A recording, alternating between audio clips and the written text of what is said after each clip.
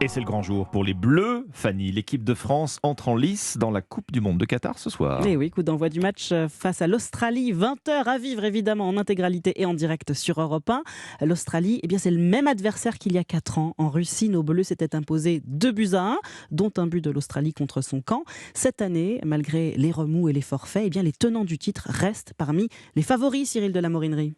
Oui, c'est ici au Moyen-Orient que l'équipe de France veut en finir avec sa traversée du désert. Les 2 étoiles ont pâli, les Français n'ont gagné qu'un match en 6 rencontres et restent sur une élimination en 8e de finale de l'Euro. Mais surtout, les Bleus viennent de perdre 6 joueurs sur blessure, dont le Ballon d'Or Karim Benzema. Mais le passé, c'est le passé et Didier Deschamps affiche lui son optimisme. Face à l'Australie, tout ce qui a été avant peut amener à des interprétations ou des analyses. Ils sont bien, ils sont moins bien. On sera là pour ce premier match. Et on a vu beaucoup de sourires hier à l'entraînement, preuve que les Bleus abordent cette rencontre avec confiance, mais aussi détermination, à l'image d'Olivier Giroud qui était le premier hier soir à pénétrer sur la pelouse à l'entraînement.